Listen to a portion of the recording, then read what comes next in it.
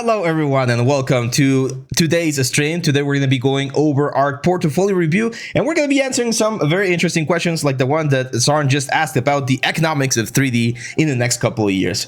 So yeah, now before we start, guys, I shared a little message yesterday on the Facebook page and on the YouTube page, and I want to thank you guys. Right now, 17 of you are watching, and hopefully more of you will watch the replay as soon as it airs in YouTube. But it's thanks to you that we've been able to do this project. I started this new brand, just like moving on from other projects and starting this by myself, and we've been able to create this very cool process so far. I've finished recording the 3 core fundamental courses that I wanted to create, and as I mentioned in the post, I'm working on the new one during this past couple of weeks. So that was hopefully going to be releasing very soon. I want to try to release it before November ends. I'm in a good pace, but as you guys know, sometimes it's a little bit too complicated. So yeah, today we're going to be going over portfolio review. So a couple of notes before we start, because this is something that I've seen like bounced around on the comment sections and stuff.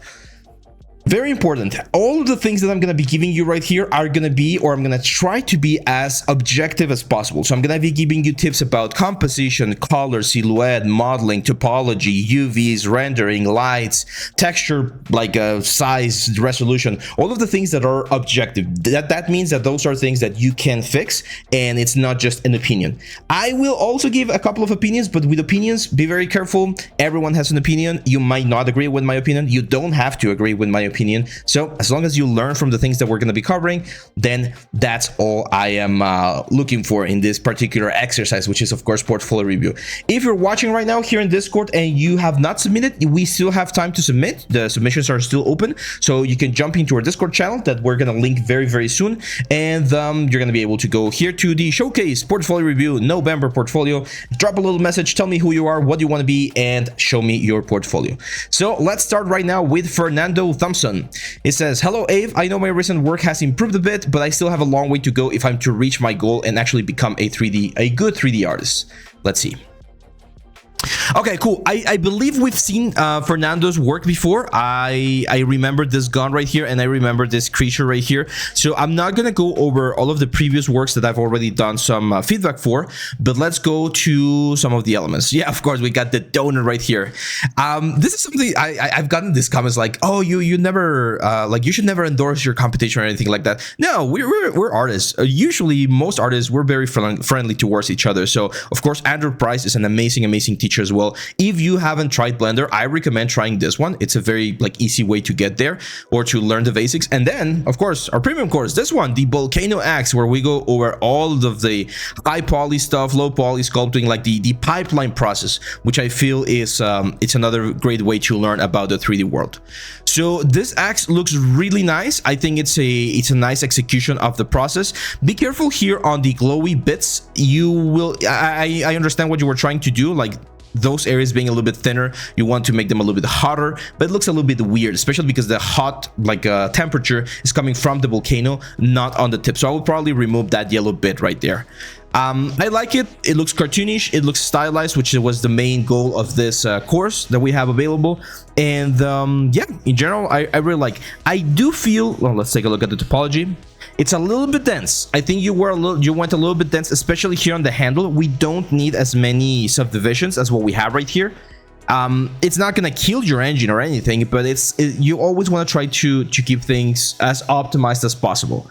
I've mentioned this before and several times in our YouTube channel. Nowadays, poly count is not really the main issue in the bottlenecks of performance. You can go quite high in poly count and you're gonna be fine. However, this one it's just wasteful, I would say. It's not gonna kill your project, but it's a little bit wasteful. So if you start seeing some issues later on, that's where you could optimize. Now, I don't like this one.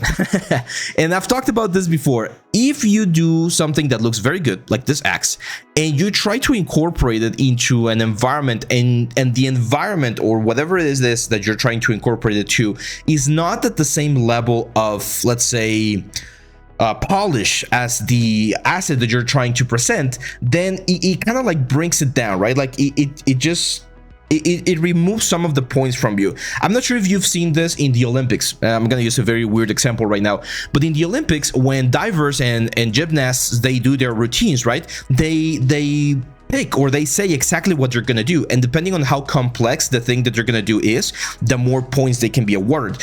But sometimes they can go for very like simple, proven like routines and techniques. They will not get maybe the maximum points, but especially in the qualifier rounds, they are just gonna make sure that they get a consistent and very like clean execution, right? That's the same thing right here. Like trying to go for the whole environment, it just brings or takes down from the main element. So Fernando, my advice would be just get rid of the environment.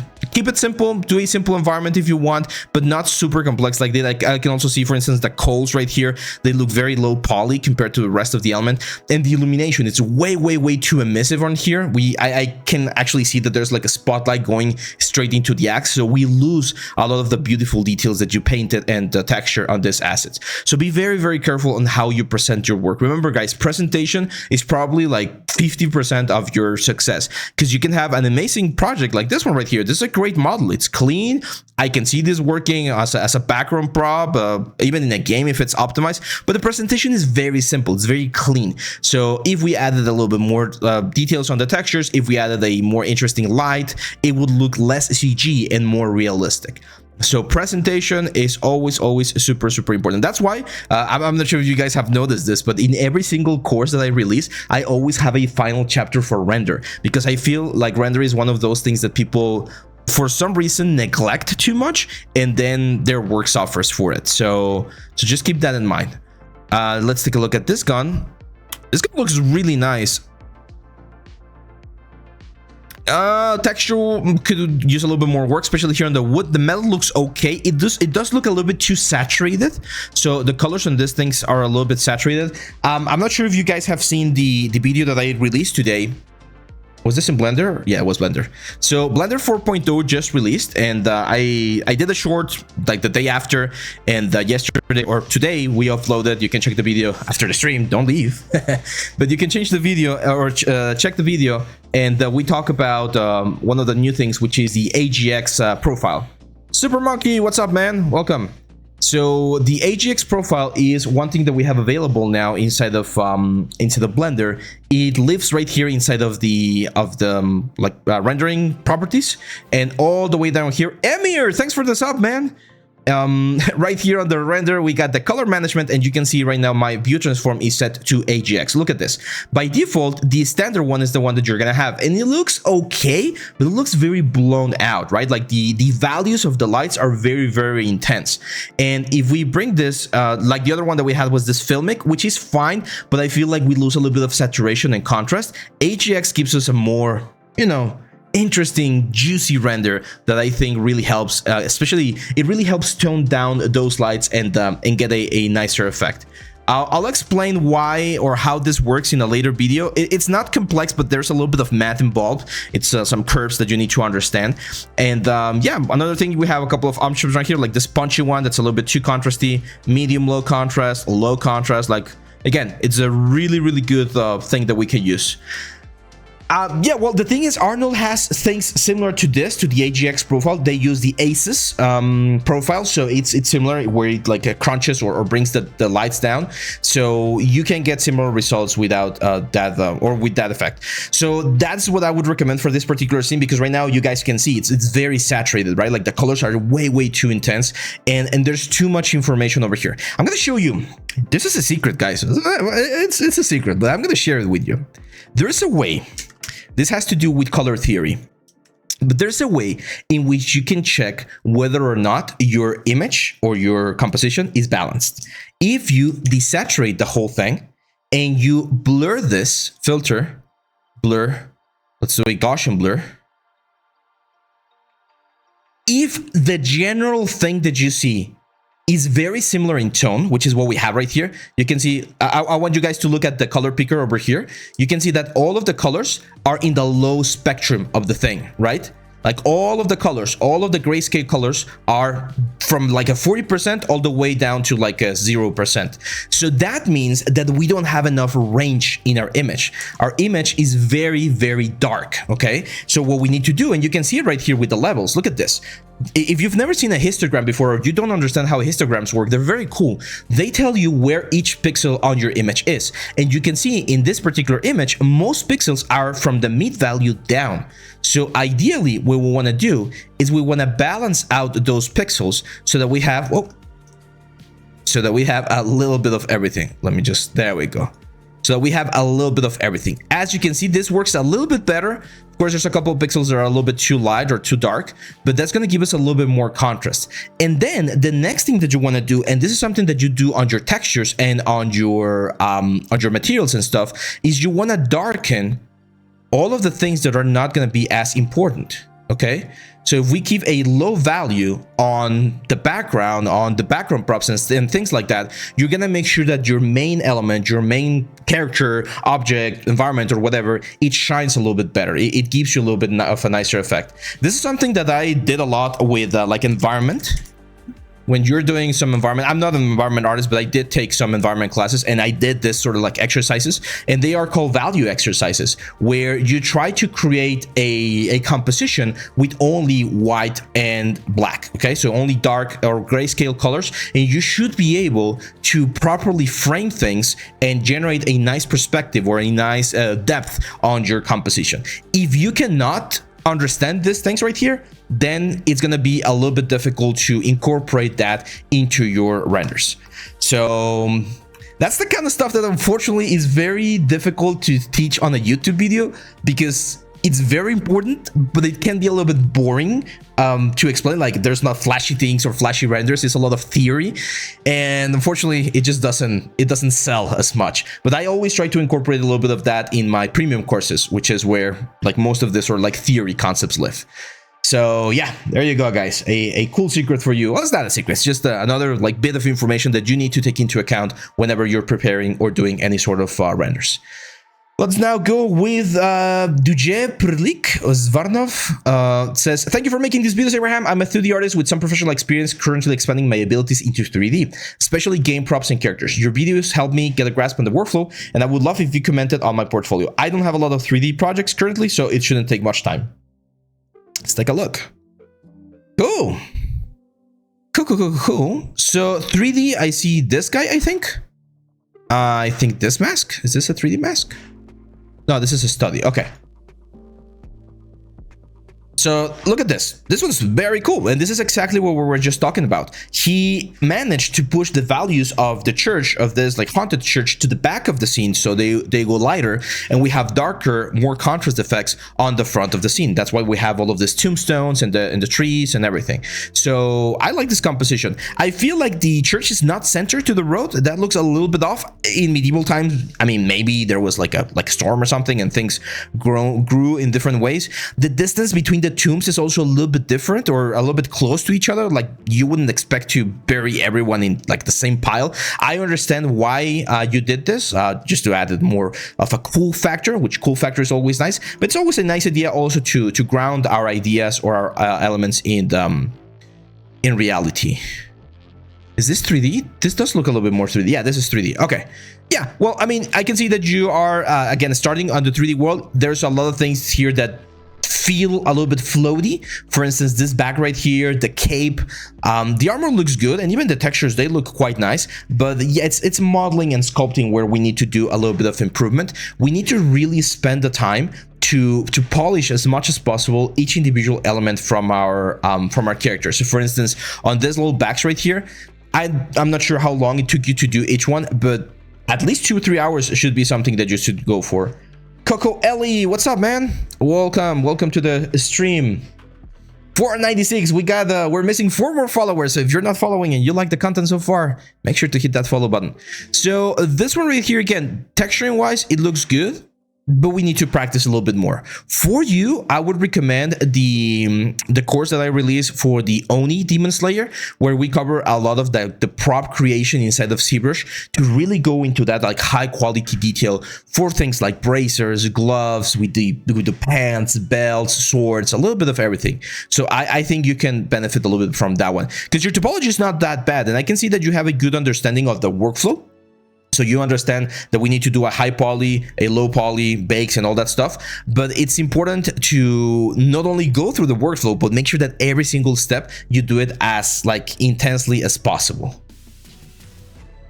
Says we got a message right here.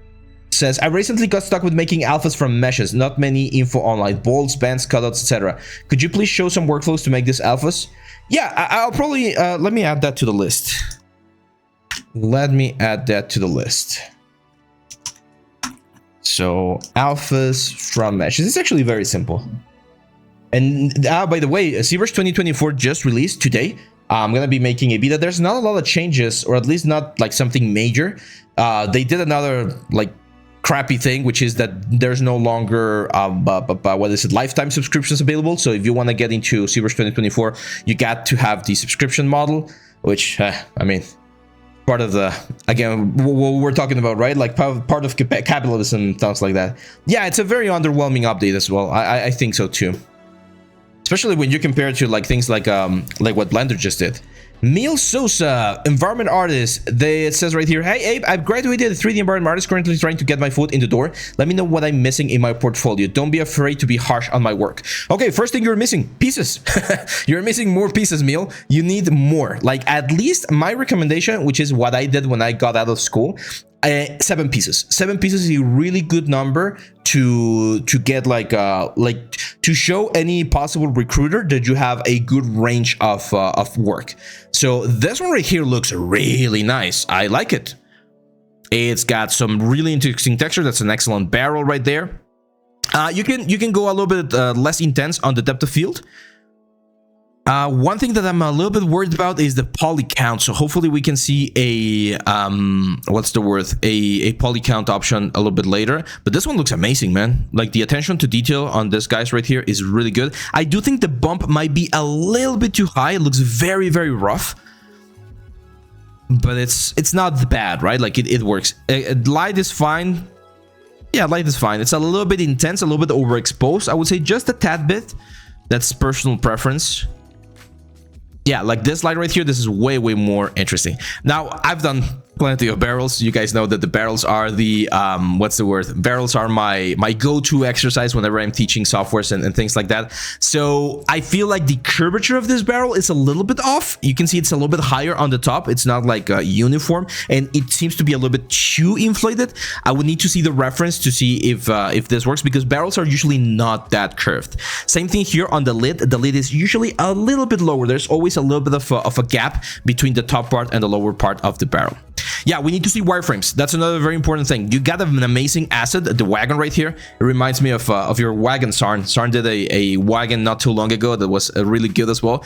And the wagon looks good. Like, it's a good model. It's a good texture. These are good renders. But we need to see the maps, and I would love to see a wireframe to see the poly count, because I don't see any information here, and it's important to share that. And then we got this one right here. See, I have a little bit of an issue with this sort of props. In my personal experience, like through all the projects that I've worked, I've never had to do a small prop like this with so much detail. Like, I've never have participated in a game or anything. This is something that you normally do for product renders. This is amazing. Like, again, the attention to detail and the amount of texture that we get, this looks very nice. Look at the texture, the grainy texture right there.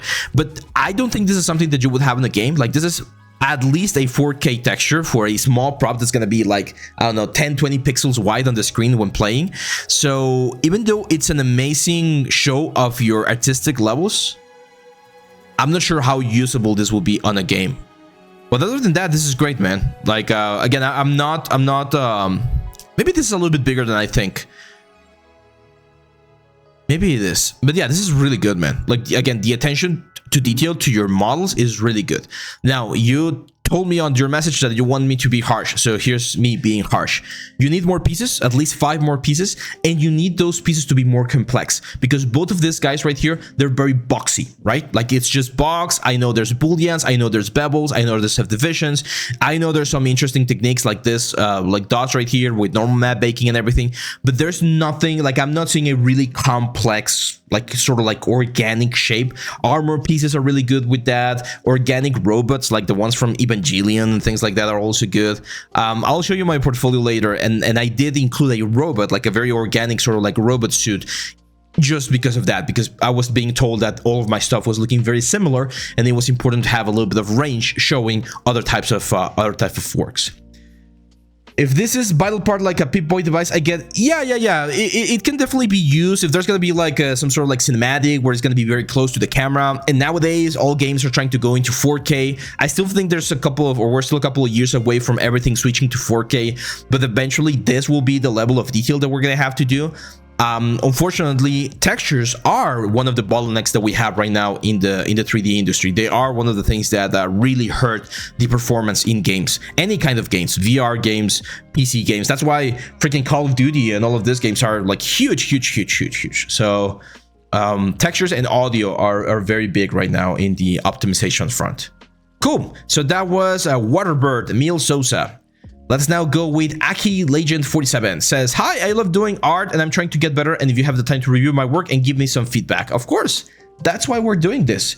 And we do this every single month. So if you're new here to the channel, my friends, and you want to participate, make sure to go into our Discord channel and submit for December's portfolio review, which is going to be the last portfolio review of the year. So let's take a look. First impression that I get is that we need to improve the render. Again, render is very important, and the reason why I see that is because most of the things that I'm looking at are very flat. Okay, I think the one that has the most, like, more juice is probably this one right here. It looks a little bit more realistic, but still very CGI, right? And nowadays, the people that are doing renders, especially renders for environments like this, like closed environments, they have tools, as you do, Arnold and Cycles and everything, where you can really push your realism to the next level. So I can see a lot of modular works. That's fine. Modular is fine, but anytime you're showing modular, you want to show the pieces separately as well, so that people understand how you're getting there. The problem with this sort of like villages right here is that they tend to look very uniform. So for instance, you can see the tiles on the roofs, all of them look very uniform. And if you go outside and look at a house that has tiling, you're going to see that there's always going to be like a broken tile. Some of them are going to be slightly skewed. There's always variation on your objects. It's going to change how things look. Also, like, it looks weird having this sort of like CD on the background and then these things. That's why I normally tell people not to display your HDRI and just do a composition in Photoshop or something else. Scale, this scale is way off, and I want you guys to pay close attention to this. Again, if I'm doing this, guys, it's not to be mean, it's to help you guys and give you points that you might not be getting from anywhere else. So here's the thing. Let's take a quick look at scale right here. This is a door. We as humans, whenever we see an image, we're going to be looking at objects or things that give us a frame of reference, we call it. So a door is usually about 2.3 meters high, and you can imagine a little person walking there on the door, and this is the size of the little person. Now take a look at the size of this lamp right here. This lamp right here is at least like 80 centimeters. That would be like a huge lamp, like an oil lamp.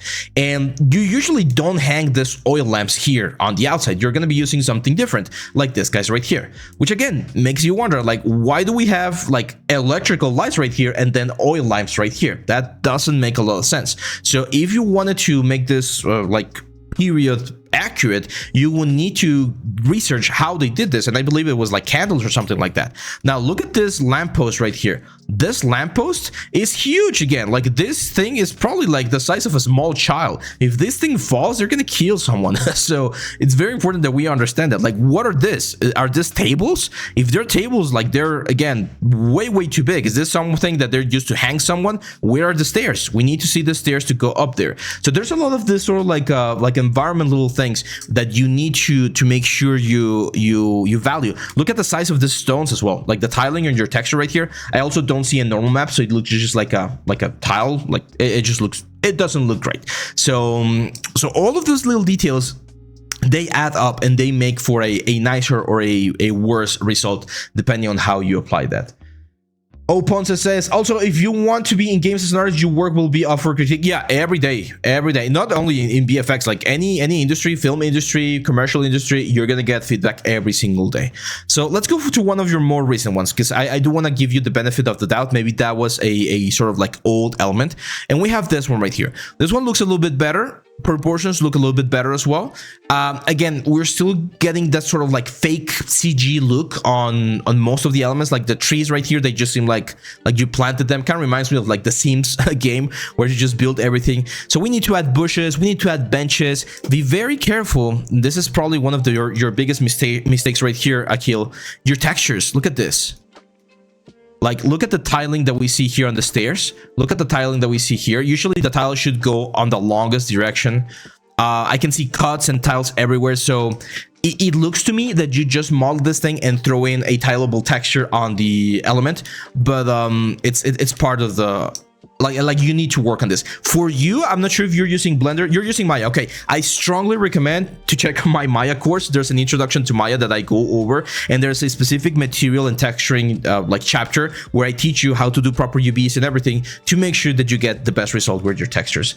Lil Child Support, super high quality content. I'm surprised you don't have a much bigger following. I used to. I used to have, but that was in another channel before. So I'm building this one from scratch. And your support is always welcome. If you're not following, make sure to follow. We're very close to today's goal, which is 500 followers. And that script says, I expect benches and whatnot. Who lives there? Exactly. Yeah, we need benches. The road, for instance. Again, like nowadays, there's no excuse to be using this sort of like low quality textures. There's Polycabin. Everyone should know about this page. If you don't, then hey, you're welcome. You're about to find one of the most amazing pages on the internet. And look at the quality of these textures. All of these are free. Commercial, like completely commercial free. So you can grab this and blend the textures. It's very important that you blend the textures together, because there's never going to be just a single texture along a big path. There's always going to be a blend of grass, dirt, and things like that. Even like in, I don't know, like Buckingham Palace or something, right? Like Buckingham Palace. There you go.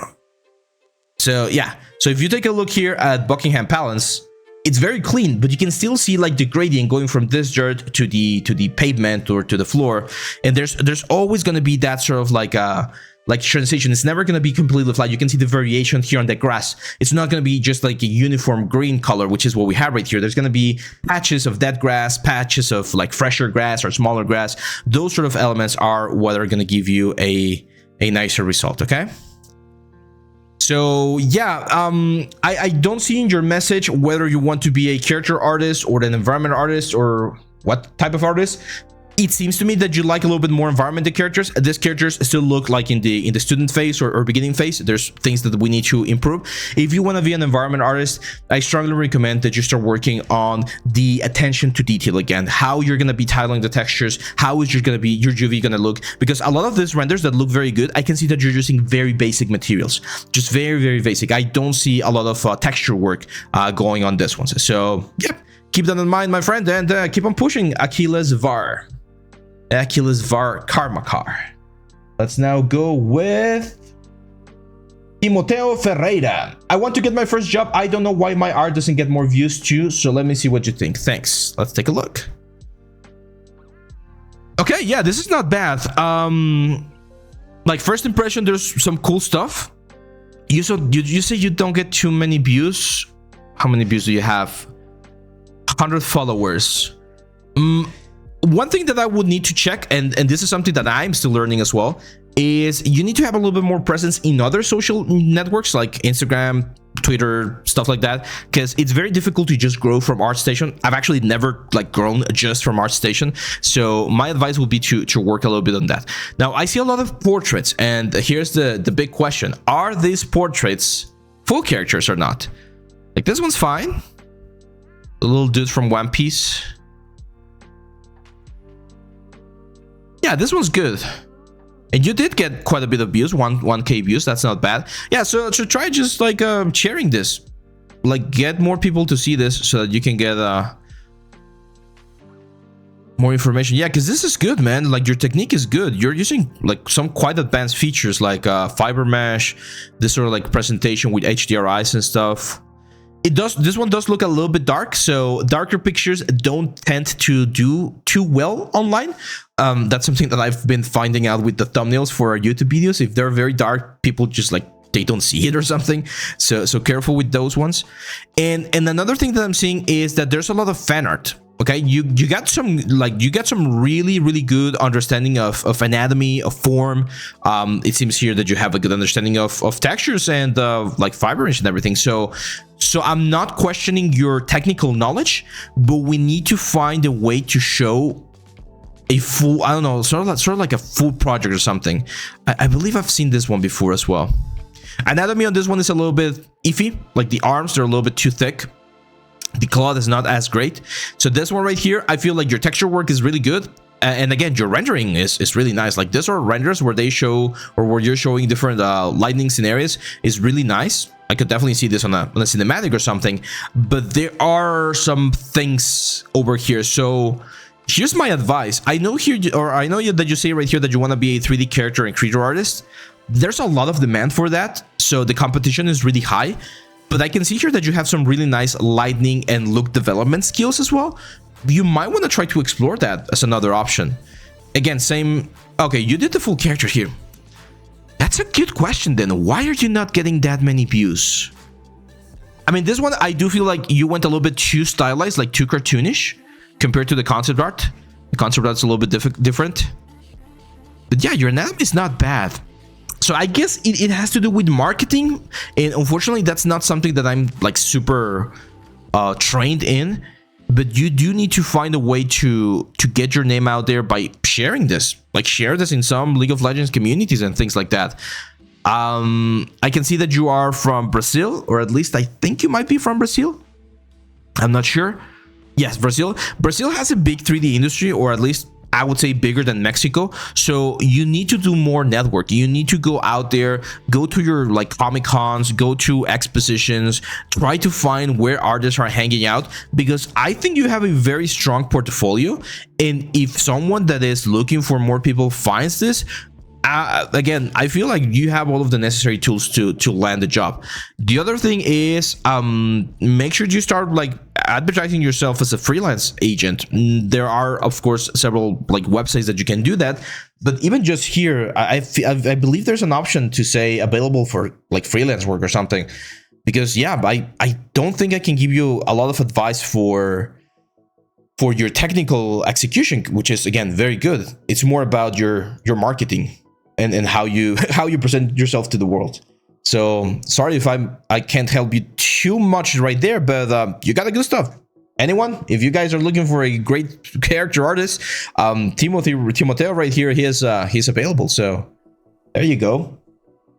Let's go now to the next one.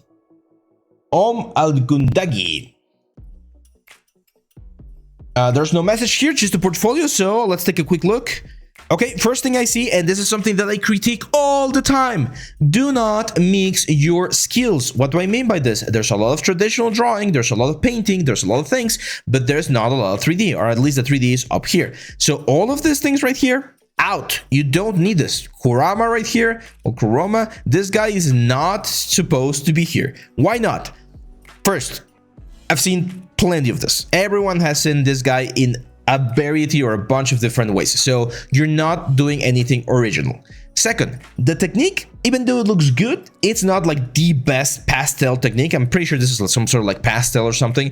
It's not the best one I've seen, to be honest. It's not bad, but there's proportionations, perspectivations, color issues. So it's not really helping. It just shows me that you know how to do a little bit of traditional drawing, but it's not showing me that you want to do 3D. Same for this one right here. I'm not sure why you guys make this mistake so much, but your cover page is also very important. So always try to have something important on your cover page, because that's the thing that people are going to see first. And very often I see this thing where you're a 3D artist and you are at this thing right here. So careful there.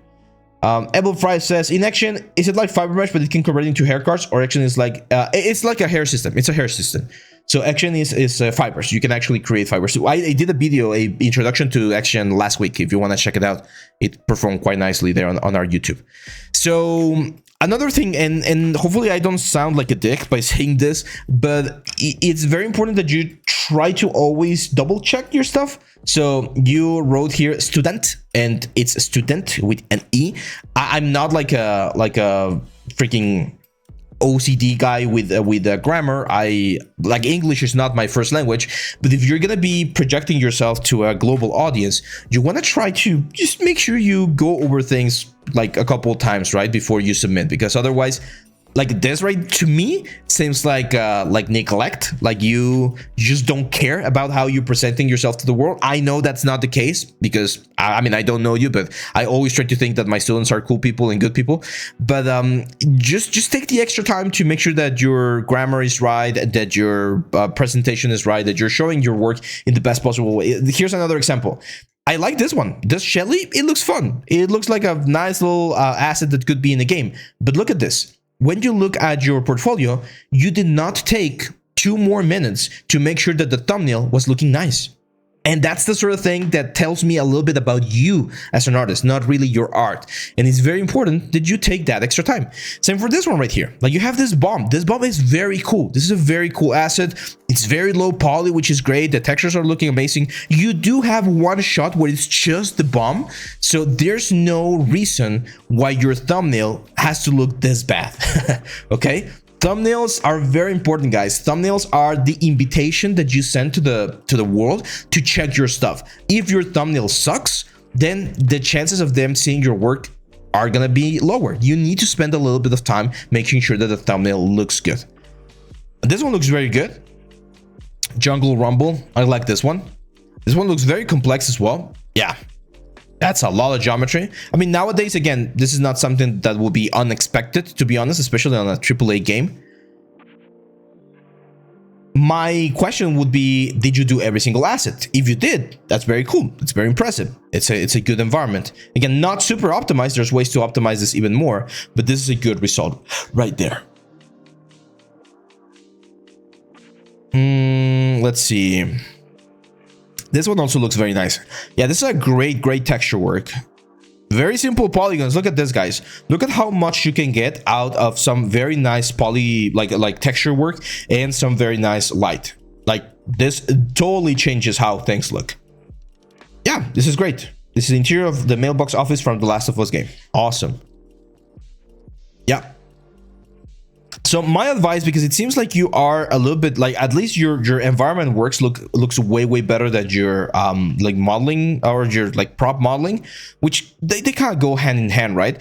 But you need to do a couple more of this ones, I would say, or a couple more assets like this one. But my biggest advice for you, my friend, make sure you work on your presentation. Clean up, remove all of the things that are not necessary. All of these drawings, all of the sketches, they do not help your portfolio. They actually hurt it. And make sure you only have the best pieces here on your site. Cool. Let's now go with Aditya Patil.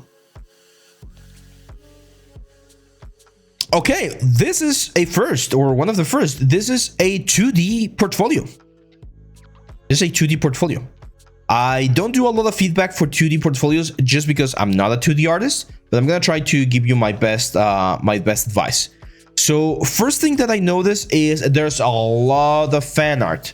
Fan art is good, but too much fan art will or can hurt you. So I see fan art from like a One Piece. I see fan art from, this is another One Piece, JoJo's, My Hero Academia. I don't know which is this one, but I've seen this little girl with the red horns. So of course Elden Ring. So there's a lot of fan art. Again, fan art is not bad, but it's not gonna be, it's not gonna open you new doors. Okay. Varadur, this is the only 3D thing that I see, which looks good. Presentation is a little bit like dark. It's a little bit difficult to see what's happening. So my advice for you, my friend, because it's a little bit weird whenever I see this sort of portfolios, seeing a, what's the word? Seeing a 3D in between all this many 2D, it's weird. So you need to decide, what do you want to do? Do you want to do 2D or do you want to do 3D?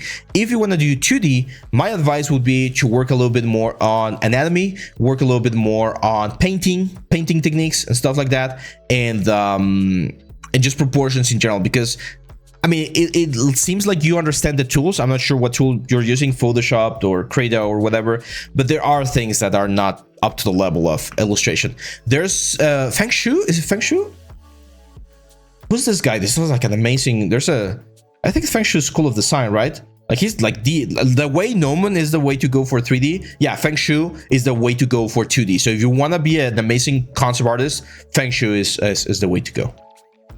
Sarn is asking, what about doing some work based on official concept art of the specific studios? Yeah. I was talking with a student this last couple of days, and my advice is never do something that's already been done, right? So for instance, if I want to do a weapon from World of Warcraft, huge fan of World of Warcraft, and I tried to do Frostmourne, everyone has done Frostmourne. I mean, the official art team has already done Frostmourne. So even if I make it exactly like the Frostmourne from the cinematic, it's already been done. So the surprise sort of aspect is not gonna get there, right? I know that the Frostmourne from the cinematic is like the quality part. That's, if you want to be a cinematic artist, that's where you want to be. Like that's the amount of detail and level that you want to have. But this specific sword has already been done. What can you do? You can go and say Lich King, art book, weapons. And you're gonna find there's gonna be a couple of weapons out there that maybe made it into the game and maybe didn't made it into the game. So what if I did this hammer, for instance, at the same level of quality that the Frostmourne from the cinematic was done? That shows commitment. That shows that you're grabbing something that's a fan art, that's fine, but it's a fan art that hasn't been done. So it's all about looking for information, okay? Just looking for ways to show that you can do something as cool as what's inspiring you, but presenting it in a different way so that you are now the original, okay? It's not the original work, of course, it's based on someone else's art, and you should always credit them, but you're showing that you can take any concept and get to the same level of quality without actually copying the same thing, okay? Who does the art books? It depends. Sometimes it's the studios, sometimes it's like independent. But if you just look for movie art books and video game art books, most of the time you're gonna find. The bigger the game, the more like often you're gonna be able to find the art books. Yeah, art books are really good way, because art books are curated, right? Like the kind of concepts that you're gonna see on an art book are gonna be way more professionally done than the ones that you find on the online of just like amateur artists. So this is an excellent way to find stuff. Evil Fry, what's up, man? Wait, no, you were already here. I thought this was your first comment of the day. Okay, so let's keep going. Jufrav! Oh, I've wanted to do your portfolio review for a long time, man. So first of all, again, huge shout out to this one right here. Juvra was thanks for the follow, Steph. Juvra was one of the participants of our weapon contest that we had during September. I'm thinking about doing one for December. I'm still like trying to find a good idea. If not, we're probably gonna have it on January, another 3D contest to kickstart the year. I think that's another good option. But one of the things that I loved about Juvra's concept was that he was showing his whole process. He was asking for feedback. He was just like going through the motions and making sure that he was creating something that looks very nice.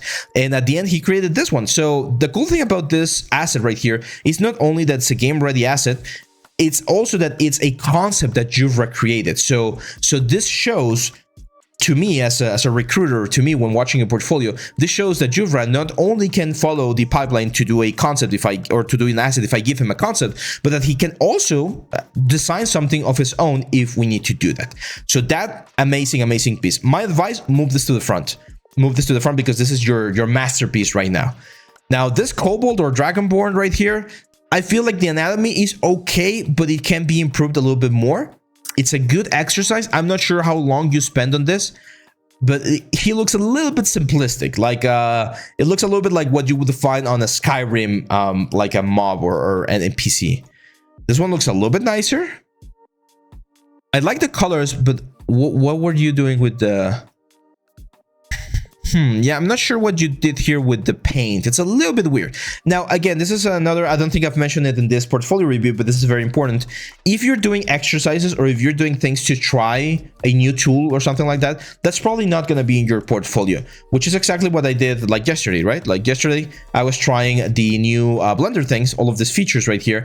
this is a nice piece, it's a nice render, but this is not portfolio worthy. It's something that's simple, anyone can really do it, so it's not that bad. By the way, can anyone know, does anyone know what game this is? It's a little bit of a nerd chess thing. Edar MXR, welcome, man. Thanks for the follow. We're very close, just 2 more follows for our goal today. So yeah, if you're doing exercises like what you have right here, Jura, not every single exercise is meant to be on your portfolio. Like this boot right here, leather hobbit boot, leather hobbit boot. It's a good one. Maybe it was an exercise that you wanted to try to do some leather boots and some stitches and things like that. It's not portfolio ready, or it's not that it's not portfolio ready. It's not portfolio worthy. Your portfolio should always be the best element. What do you mean checkers? That's not checkers. Come on, dude. This one's good. Again, I think we can improve the render. The materials are looking a little bit flat, a little bit CG. They look like it was made in a computer, of course. So you always want to try to go a little bit more into the photorealism, especially for objects like this, where you can really show that sort of stuff. Like this one, the materials on this one, they look a little bit better. I would probably remove the background, keep it clean like this one right here. And especially for hard surface things like this guy right here, it's very, very important to showcase your wireframe. If we don't see a wireframe, like it's very difficult to know whether or not this would work on a production pipeline. So very, very important to showcase wireframes. There was a debate, I saw it not too long ago, and people were asking that. It's like, oh, do we need to always show the maps and the wireframes? Not always, but it is a good practice to have them at least on a couple of your assets so that people know that you know how to do those things. So this one's cool. I like this helmet. But again, where's the wireframe? We need to see wireframes. Cool. Good job, Jura. Go with the next one. Kakat says, hi, Abe. I would love to hear your opinion on my portfolio. I'm mainly looking at 3D generalist roles. Carla Swart. Carla Swart from South Africa. Nice. Okay. So first impression that I get is that we have a couple of extra things that we don't need on your portfolio. For instance, this one right here. And my rule of thumb is if the asset that you're showing is an asset that you can do in a day, it's not worth showing.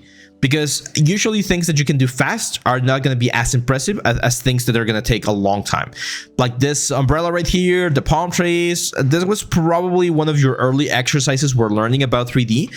And it's always fun to share this with friends and family and in your socials, but not on your art station. So I would definitely take this one out, this two, like the alien and this one. This one I like a little bit better because even though it shows, this was 2 years ago, even though it's not as polished as other things like the skirt right there, it's telling a story, right? It's sharing something.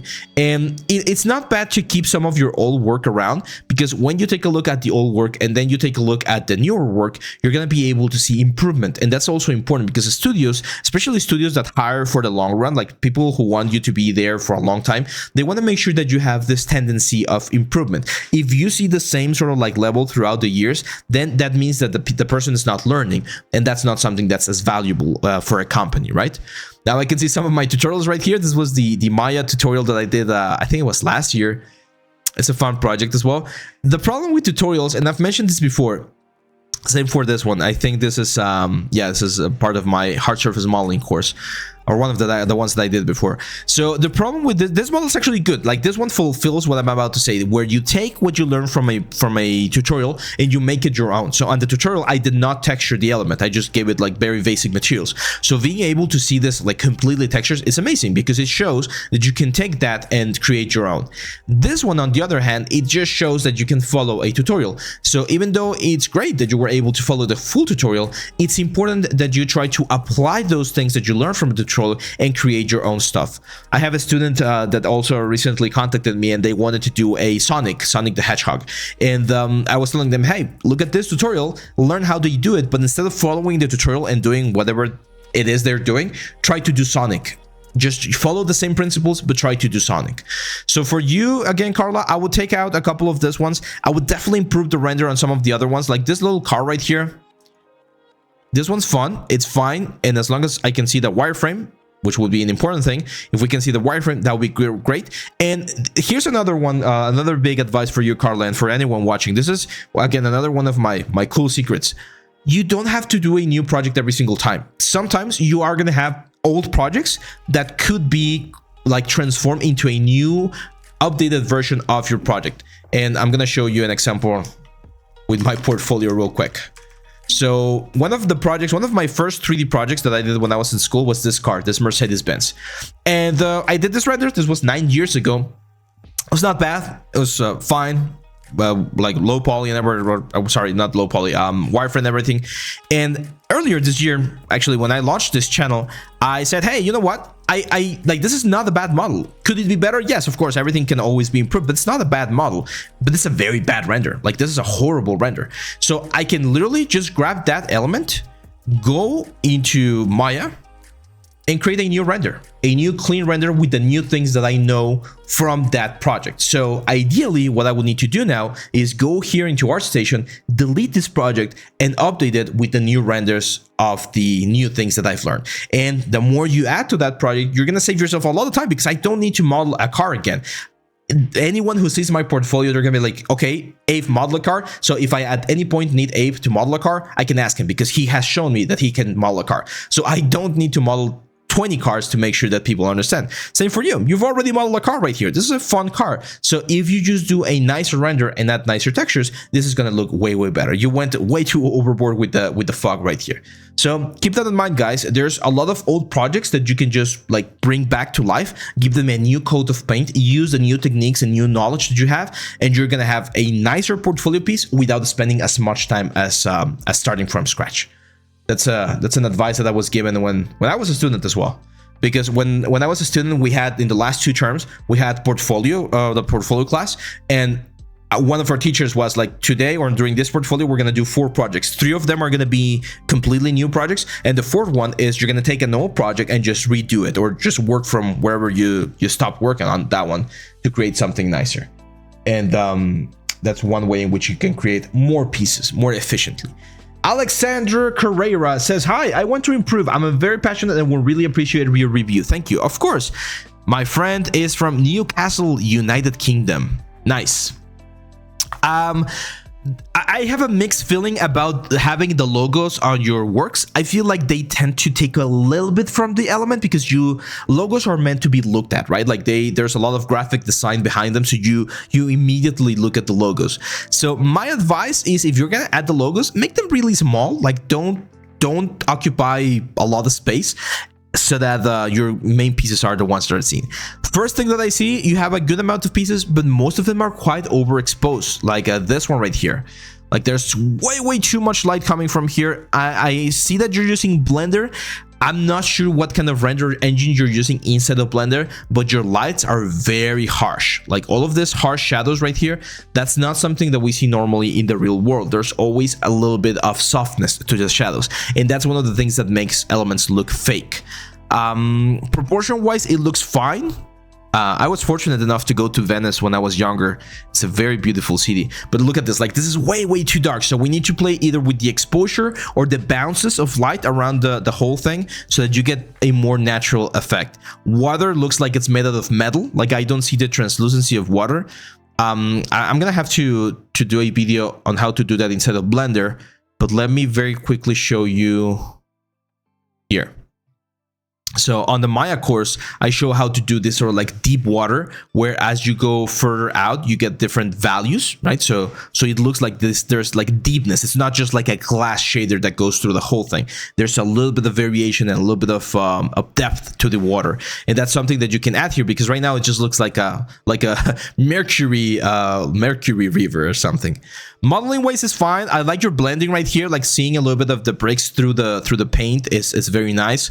But there's definitely more detail that we can add, and this is where reference really comes into place. Into play. I know that you watch or saw some reference, but I want you to take a look at like the colors of the houses and the details, right? Like you can see every single window, or most of the windows, they have a frame around this, some sort of like protection or something.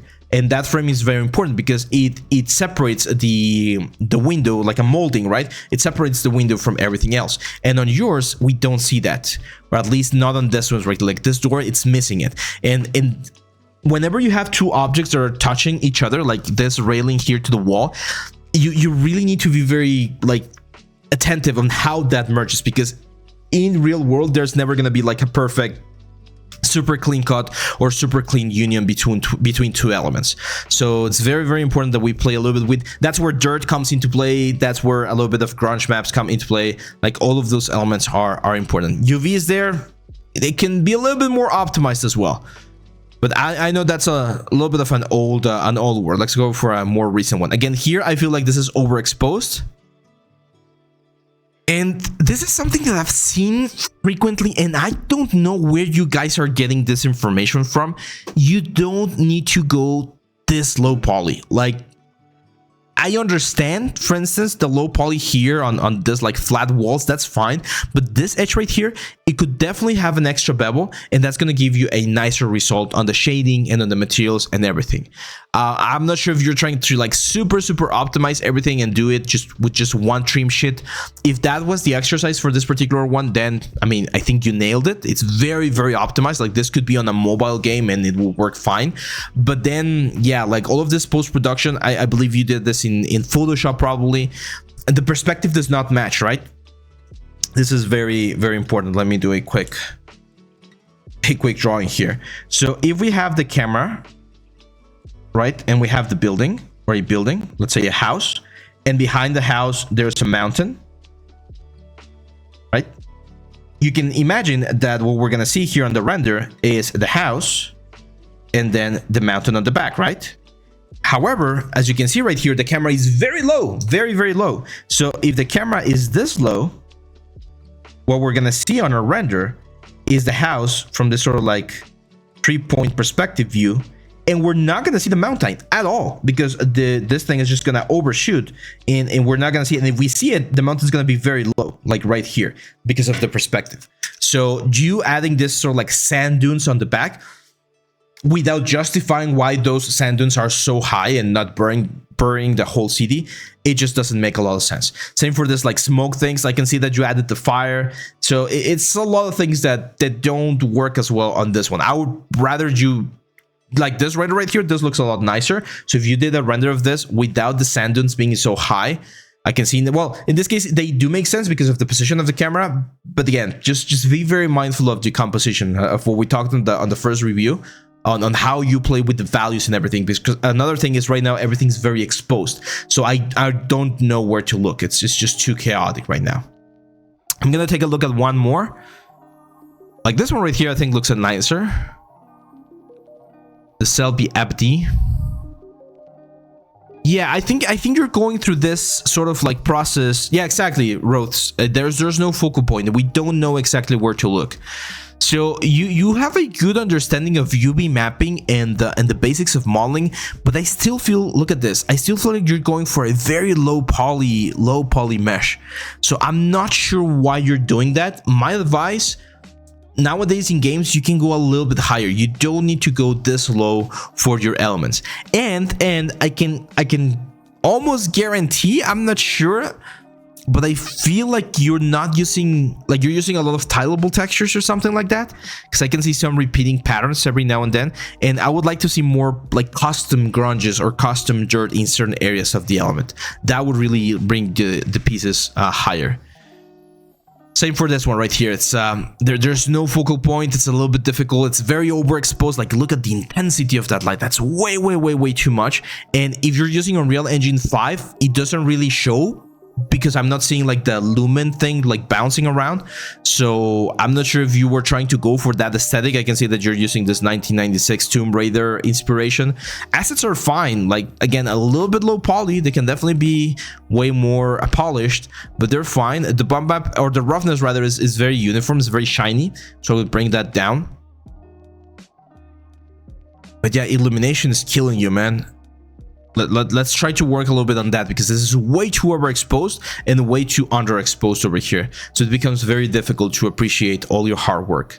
However, I would like to say that you have a good amount of elements on your portfolio. There's a lot of pieces. That's good, but we need to see a couple, or yeah, like 2 or 3 very polished ones, especially again on the poly count of things, because you're working with very low poly count and you're using very advanced software. So there's no reason why you're gonna have a very low poly count on Unreal now that we have Nanite. Okay, hopefully that helps. Let's go now with Stafos and Macro. And if you guys are not following, help us get to our goal today. Just 2 more followers. And we're going to be at the 500 follower mark. A huge number. 500 people. Can you believe that? Stafos Macro from Greece. Nice. Okay, I see a lot of hard surface. Very cool hard surface. Like this suit right here. It's very nice. What are you using? ZBrush soft image. I have not I have not seen the use of that software in a long time. Soft image. Damn. Yeah, I mean, all of these pieces look very cool, man. But I don't see textures. I see just materials. And some of the proportions, like on this guy right here, are a little bit off. Your design language is very nice. It's very clean. I like that. I'm not a hard surface guy, to be honest. So being able to see this sort of thing is very cool. The render makes it look muddy. Did you mean the previous ones or this ones? I think these ones are very clean. On the previous one, yeah, I agree. Some of the environments looked a little bit muddy. But these ones are very clean renders. So here's the thing, man. All of these are very cool designs, as this guy suggests right there. But one of the things that I don't see is the polygons. I'm not sure if soft image uses polygons or NURBS. If you're using NURBS, which uses a lot of booleans and surfaces and things like that, and you want to work for the 3D industry, then you need to find a way to adapt those to a working pipeline. Because not a lot of pipelines are going to be using, what's the word? Not a lot of pipelines are going to be using NURBS for their stuff. So this is really, really cool. Like, a lot of the stuff you can now do in ZBrush as well with polygons. But if you're using surfaces to today, like this one is ZBrush. Okay. Yeah, my only advice for you, man, is again, depending on what type of industry you want to go for, just make sure that you can show that this is a product that can live inside of a game or a cinematic. That's pretty much it. The first character looks awesome. Also, one of the things I want to learn, the sharpness of this hard surface. Yeah, it's very sharp, very clean. All of these hard surfaces are very, very nice. Who uses NURBS right now? There are they use NURBS quite a bit in like factories and things like that, like product design, because of the tolerances of the machines and things like that. Remember, NURBS are non-uniform rational B-splines. That's the name or the meaning of the word NURBS. And they are like vectors. They're very precise. So when you're machining pieces, when you're actually creating the elements or the prototypes, you need a lot of precision. Polygons, they're like pixels. They look very pretty, but they're not going to be as precise as a nerve curve. So a lot of CAD softwares are going to be using NURBS. And if you're going to be working with those clients, you will need to find a way to create like a pipeline to convert nerve information into poly modeling. Sometimes you need to rebuild a lot of stuff, but there are ways to use NURBS inside of Maya and then transform them into polygons for other usages. Yeah, in 3D animation, I mean, I remember they used NURBS for Gollum back in the day. For Lord of the Rings, he was made out of NURBS. But yeah, nowadays, now, they might use it every now and then for an asset if it's not going to be texture or things like that. But yeah, it's not used as much. Let's go to the next one. It's Danielle Messias. Says, hi, I'm looking to have my portfolio for working with 3D games mostly, with stylized models. Want some advice on how to improve it? Sent a while ago to SpeedChart, but barely got constructive advice. Thank you. I don't know what SpeedChart is, but let's see what I can do for you, my friend. Okay, cool. Oh, cool. So the first thing that I see is that we have, again, a lot of stuff. It might be a good idea to do a little bit of cleanup and make sure to be very... It's hard, right? Like, this is something that's hard for artists, but you need to be very self-conscious about which element you truly think deserves a spot on your portfolio and which one you're like, maybe this one doesn't. So for instance, this one right here, right? Again, I've seen tons of variations of this Demogorgon, and this one's, it's fun. Is it the best one I've seen? No. Is it the worst one I've seen? No. Polygons seems good, but again, it might not be the best one on your, or the best thing for your portfolio. I can see you have a nice like piece right here. Be careful with the resolution though. Some of them look very, very low poly. Let's take a look at this little owl. So owl's color. I think one of the things that you're missing, my friend, is a little bit more polish on your elements. Because again, I can see that you understand the pipeline, you understand topology, you understand texture maps. But if we take a look at the original artwork here of the Alice color, you're gonna see that there's a little bit more detail on its cloth, on its expressions, on everything. And it's very important that we always, whenever we're using a concept, that we always try to transform that into our own element. So for instance, I can see that the eyebrows, look at how lumpy your eyebrows look, right? That's the kind of stuff that we want to do. Look at how soft your beak looks. The beak on the concept is very sharp. Look at that super pointy like element right here. That's the kind of stuff that you want to try to nail into the concept. Yeah, but Ponce, I also used nerves to build cars back in the day. That's right. Little Child Support says, do you treat every piece in the portfolio equal? Because I see you often open the older ones first. Yes, that's the thing. And that's the element with portfolios. If you take a look at the portfolio, I personally like to see the first ones to see where you're coming from, because I know that the newer ones are the ones that are going to show your skill. But if I can see a big improvement from the first ones to the last ones, that's a way in which I can again like measure growth and improvement.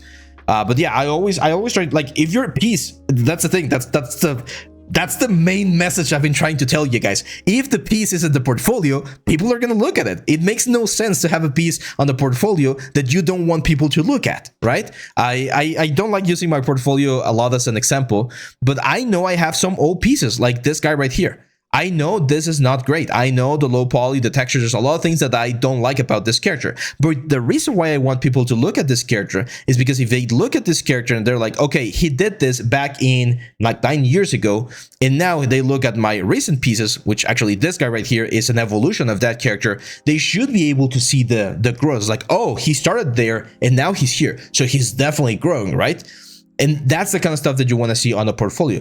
But that's, again, my main message. If you don't want people to look at it because it's very old or because it's not as good as what you can do now, take it out and replace it with a better piece. That's the best thing I can give you, or one of the best advices that I can give you right now.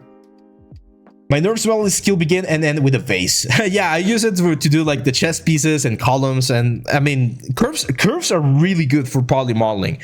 Nerves, depends. Not so much. This one looks nice. All Priestess. Oh, that's a really nice effect on the cape. That's really cool.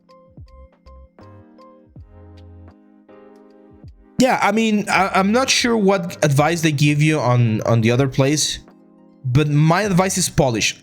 Like you can see, sorry, I need a glass of water. You can see here the bracers, right? Like the leather braces, not looking great. So that's the kind of stuff that you might want to spend a little bit more time on. Like this thing that she has on her ear, also not looking great. So those like that attention to detail on the stylized thing might be one of the things that you want to check or take a look at. I can also see that you're trying to do a little bit of animation. That's great. You're missing a little bit of anticipation, timing, and things like that. But it's a good progress there. I'm not sure if you're using ZBrush. I can see that you're using Blender. I would recommend again my Oni course, the ZBrush course, where we go over stylized creation. Because yeah, there we go. Look at this. Like if we take a look at the characters right here, you can see that they're way sharper. Like the way that their forms and their elements are being portrayed right here are way sharper than what we have on your final result. So it's very important that we always try to capture that edginess of the design. Not edginess because it's like uncool or something. It's just that design is a lot edgier. Look at the strong silhouette that we have here on the pants. And if we look at yours, look at that. That's round. So this is a perfect example. And again, I'm trying to do this to help you guys. It's never to bring you down. It's to give you the tools and the information and the motivation so that you can do and become an amazing artist. So you don't have to be a genius to notice all of the differences, all of the artistic differences that you took when transforming this concept piece right here to this one right here. Starting with the proportions. You can see the proportions on her. She's a little bit longer. You can see the arms are a little bit thinner. Okay. Look at the hands. Look at how they curve right here. We have a straight right here. You added this loop right here. Look at the size of that compared to the size of this. Look at the shape of the pants, right? Again, very edgy right here You went for the round one. Look at the shape of the ankles, how they go and taper into a very thin piece. We don't have that right here. So there's a lot of things that we are missing on the like or that we're missing when trying to match this specific concept. And it's very important to develop that artistic eye of observing and making sure that you see it. Doing this exercise here, like bringing this into Photoshop or any like image software and literally comparing them side by side, is an excellent way to do it. And another one is your polish on the details. You can even take the Blender course as well, the one with the axe. I go over how to sculpt like tighter, nicer, cleaner shapes so that you get that very nice silhouette and you match the concept. That's why tutorials are very important as well. I know I sometimes say that tutorials are, not that they're not good, they're an amazing way to learn, but that you should not follow them always. Sometimes when you're learning the basics, it is very important to follow them perfectly to the letter so that you understand the concepts and then you apply those concepts into your new pieces. Racer says, any advice to improve soft D modeling? Topology is very important. Have uniform, like a uniform distribution of your mesh is very important. And again, silhouette, like what I'm mentioning right here, is very important. So yeah, that would be my advice, Danielle. Hopefully that helped you a little bit more. But yeah, you have good stuff. I can definitely see your stylized effect, which is great. I don't know much about the Roblox game developer thing. Like, I'm not sure how the market works with the Roblox world, but yeah, this looks good. It's just a matter of polishing. Okay, you need to spend more time making sure that every shape and every model that you do is as clean and as tight as possible. Let's go with APG Avishek Puri Goswami. Says, hey, I made some changes in my portfolio. I want to go into the game industry and thank you for doing all of this. Let's go. Let's take a look. And we're missing 1, 2, 3, 4, 5, 6, 7. Whoa, we're halfway only. Okay, I'm gonna go a little bit faster because otherwise we're not gonna finish. We only have 15 minutes. There we go.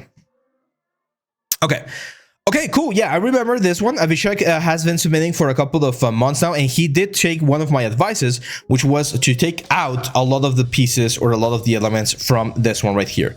So I like this one a little bit better. It shows a more like restrained and more controlled portfolio. Now we need to start working on more pieces, man. This one, I still think that you should change the background. I prefer this gray background, to be honest, because this like comp in Photoshop, it's not really helping you that much. I love this sword. It's a really nice one. I think it's a nice execution of a game ready sword. And yeah, just do more. Let's do more assets, man. Not much to say other than the change on the Jeep and to do more pieces.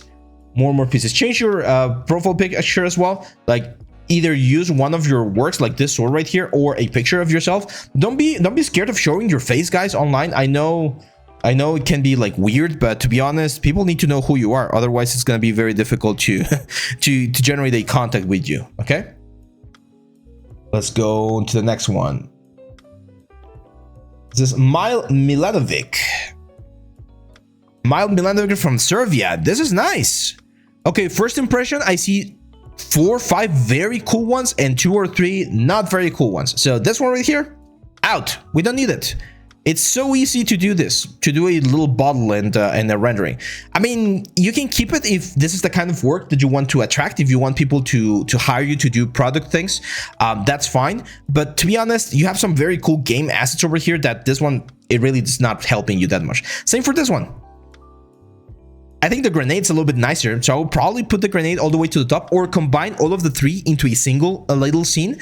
That's another very big advice that I give you guys. Like, if you present just this toolbox as a toolbox, it's simple. It's something that you can do in a day. And careful with the metal edgeware. You're the first one today to get the metal edgeware lesson. Objects do not get damaged in a uniform way. There's always going to be variation. You're always going to have some edges that are going to be more damaged than others. This is not how you do it. You always need to use your metal edgeware to break up a couple of the elements. Go to my YouTube channel, look for metal edgeware, and you're going to find a video where I explain how to do this breakup automatically inside of Substance so that you get a nicer result. Okay, so metal edgeware, always be mindful of that one. So yeah, this one, you can present all of those in a single one. I like this one, of course. Breaking Bad, come on. Like, you can't go wrong with it. It's fine. Fan art, it's fine. The model, it's not great though. It's a very not so model. So the only reason why I might not take this away is because it's a fan art, so it's gonna get a lot of views, and the render in general looks good, but the modeling is not great. If you want to model the Breaking Bad, then like model it. Take 1 month, a full month, and model it like properly. This one is great. Very, very nice. Very nice. You know it now. There you go. Yeah, but that's why I tell you, it's always important to only show things that you know how to, or yeah, you just update it. That's what I meant. Like if you have time, if there's one day in the next couple of weeks that you're like, hey, I don't know what to do, just update some of your portfolio stuff, and it's gonna help you. This is great, man. This is beautiful. Beautiful, beautiful gun. Oh yeah, nice, nice. I haven't done a gun in a long time. I should do one. Unfortunately, I don't know if you guys know this, but if I were to upload a video on YouTube with guns, the algorithm doesn't like that, so it's gonna just like push it out. That's why we don't do tutorials about guns too much, because the online platforms, they don't like you doing it. But that one's a great gun, man. Absolutely, absolutely amazing. Maps. Oh, there we go. There's the maps. Yeah, no, this is perfect. That's a perfect example. If anyone is watching right now and they're like, how should I present my work? That's an excellent. Look at this. Look at how Miles did it. He uses the thumbnail of just a gun to grab our attention. We go in, we see gun without firing, and after it fired, we see a couple of other shots. There you go. We see how it looks in game. This is very important because this is the angle that the player is going to be seeing the gun the most. So we see it in game, which is amazing. Great. We see a couple of variations on the camo, the wireframe. The only thing that you're missing here, and it's a very, very small thing, this 15K triangles added here, added on the wireframe as well, because not a lot of people are going to go and see the description. So just add 15K triangles and the maps. It's amazing, man. The next thing that I would recommend for you is do a couple more of this. Do like maybe an assault rifle, or do like a little tank or something with this level of quality, and that's that's an excellent piece in case you're still looking for a job, because this is a great portfolio. And take out some of the elements that are a little bit old, like this palm tree as well. Like I'm not sure I would. Valorant snipers, like yeah, like it's fun, but for Instagram and things, like maybe not for your portfolio. When you compare this one and this one, you're like, is this the same artist, right? Like it makes you question a couple of things, but that's good, man. Dennis, oh well, Child has a question. He says, I want to do more weapons, but I don't want to become a just strictly weapon artist. Do you think that's a valid concern? I'm taking a course right now for 4 months, so I'm not hired yet. Okay, yeah, if you don't want to be a weapon artist, then start doing robots, start doing tanks, start doing cars, and what you could become is a hard surface artist, someone that does a lot of props. It could be weapons, of course, but you're gonna have a little bit more range. So a robot is an excellent idea for that one. Let's go with Dennis. Dennis Usupov says, first of all, I would like to hear your opinion about the design of the profile, the covers of the works themselves, and the principle of presentation. Thank you. Okay. First things first, cover art. You need your cover art. Just a blank cover art, not helping. Again, I recommend having your face, just because that way people know who you are and they're gonna recognize your face. But this little dog right here is cute. This is very clean. I like the presentation. I like the little like icon right there. This is what I meant for the previous portfolio, where I was like, just keep it simple, keep it like subtle so that it's not overwhelming. Let's take a look at the works. Nice. Yeah, this is good. It's clean. It's not like the most, I would say, technically complex one. Okay, here's an interesting thing. On this one, you have multiple elements, and you're not showing the multiple elements on the thumbnail. So if people don't find the initial monster interesting, they're gonna be missing the dog. And I can see that we have the dog over here, but it might be a good idea. I don't usually recommend this, but it might be a good idea to maybe have 2 or 3 different versions, like what you have right here, with the monster, the dog, and the ship. That way, your portfolio is going to look a little bit bigger, and you're going to give people the chance to take a look at each of the elements individually. This is very nice. I love this sort of style. That's why we did the Maya course with this sort of like a minimalistic style. This is very cool. Yeah, this is great. Again, it's not super challenging. It's very or relatively easy to do, but it's fun. Easter holiday package. Maybe more color, because I kind of get the cheese vibe because of the orange colors. But yeah, this is nice. Yeah, I like this ones. Nice. Yeah. Add more stuff. Barrels, boxes, crates, a wagon, things like that, just to make the scene look a little bit more alive. Because this is a nice sculpt. It's just that it feels a little bit empty. And then this sci-fi environment. Yeah, cool as well. I'm guessing you use the trim sheets and the tileable texture and things like that.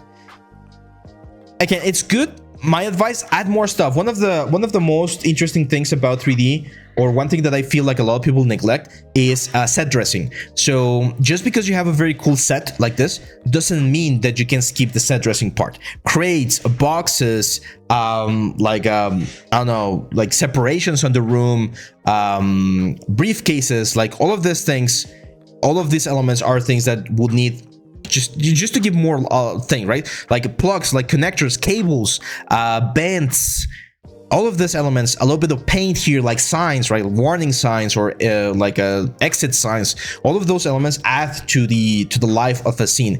Yes, they take extra time. I'm not saying that it won't require a little bit more time to do that stuff, but it's very important to add it so that it doesn't feel like an empty or like a dead scene. One of the best advices, or one of the best examples, is a Dead Space. I remember the first time I played the first Dead Space and I saw the corridors. That's what I got from them. Like when you take a look at the Dead Space corridor, I think this is like this. You can see a lot of stuff going on. You see like fences, you see cables, you see warning signs, you see, of course, the tileable textures, the pillars. It looks interesting, right? It doesn't look like the Doom corridors that we had back in the day, where it was just like a repeatable texture, like this one's, right? I feel like Halo makes a mistake, or made a mistake, but this is the thing about 3D, right? Like this is why like things keep getting better and better. The more we understand about design and the more we have feedback from players, the more you grow. And I remember in the first Halo games, all of the things that you got were these things right here, right? Like very empty corridors, just a light, and it was just like, just keep walking. Keep walking, nothing to see here. And nowadays, if you see the Halo things, you're gonna see things more like this thing, where there's just going to be a little bit more interesting effect. So adding those elements, the set dressing again, is going to be very important to make sure that your objects and your environments look more alive, which is again a super vital part of the whole process. Let's go now with Tosh. Tosh has been submitting every month, and I love seeing like constant submissions. I think he just finished the, look at this, the Optimus Prime. Amazing, amazing.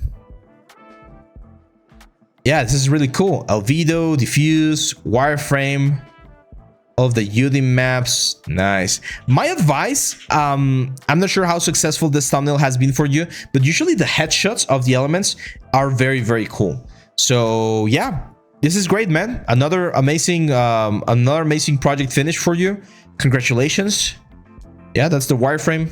As you can see, it's very heavy on the wireframe. This is what I mean, but about nowadays the requisites that we have, we don't need to go super optimized. What's the difference between albedo and diffuse? That's a great question. So diffuse is all of the light information that your character is getting. So right now you can see that the light is not as intense, and albedo is the pure color. So actually diffuse is the pure color, but then you have a specular channel that also adds. So as you can see on the albedo, you actually see some color from the metals, and on the diffuse it's just the color that's not coming from metals. So only the paint color. That's the, I think that's the like scientific difference between albedo and diffuse. If you're using the metallic roughness channel or the metallic roughness process, you're usually going to be working with an albedo map that has the color of both metallic and non-metallic parts in a single channel. If you're doing a specular glossiness process or workflow, you're going to have a diffuse channel that does not have the color from the metal. The metal color is going to be coming on the specular channel. So it has to do with what type of shading model you're using. And these are like render passes that you can use. Render passes are used a little bit more in post-production. I'm not familiar with that pipeline, to be honest. That's not an area that I normally work with. But if you are doing render passes or render layers, what they can do is they can change colors after the render, which is very, very helpful. So yeah, Tarsh, Amazing, man. Keep going. This is great. I think you already have a human character, a robot character, and a monster character. If you want to be character artist, my next project suggestion for you would be a female character, which tend to be quite tricky as well. So that was Tosh. Let's now go with Adam. Adam, I think we've seen your stuff as well, right? Yeah, of course. I redid the textures on the model from your figure. There you go. So Adam right now took one of my advices. He went back to this model right here, which was a model from 2 months ago, and he redid some of the textures, and you can see an amazing improvement here. I like this Adam style because Adam has this sort of like realistic stylized effect. I've seen this in the Soul movie from Pixar a couple of years ago, and it's a really nice style. He also showcased this one right here, which was truly impressive, the last portfolio review, which was this fairy, like the interior and the exterior of the fairy. Look at this. This is what I was mentioning just a couple of portfolios ago with these hallways, right? Like, look at how many things, how many interesting things we have. We have a frame, we have some warnings, we have the lights, the pipes, the railing. All of these things are very important because they add to the complexity of the scene. Even though it's a very clean scene, like it's supposed to be a moment where they just finish cleaning this this fairy, there's so many things going on that it makes the whole scene more interesting. Natcrypt is asking, what is a good approach to paint a full scene environment with Substance Painter? Oh, that's a great question. That's a great question. How would I go about it? I would try to break it down into sections, and smart materials are usually going to be the way to go. So for instance, if we're doing this boat right here, and I know that all of the wood is going to have the same sort of like glossiness and stuff, I would just create a smart material for the wood and then just apply it to all of the different elements. That's one of the places where Substance falls short to other softwares like Mari, because in Mari you can bring like big scenes and work at them at the same time. Substance, you do need to be a little bit more mindful depending on your memory. So yeah, I mean, another thing is nowadays I think there's a link between Substance and Maya and Substance and Unreal, so you could be working on individual assets and see the update in real time on the other software so that you can see how that's working. But yeah, that's it, man. Adam, great job. Great job. Come on, guys, we're just 2 followers away from our goal today. If you're not following and you find this information valuable, help us get to the new 500 land. Is it landmark? That's not landmark. How do they say? What's the word that they use? English is failing me right now. It's not landmark. Milestone. There you go. Milestone. The next milestone for us right now. There you go. Caprices. Yeah, milestone. Thanks. Would you recommend Marmoset for rendering over Substance Blender? Over Substance, yes, definitely. Marmoset is way better than Substance. Over Blender, it depends on how much you want to learn about Blender. The cool thing about Marmoset is that it's very intuitive, I would say. Like, you can get some very cool results very fast.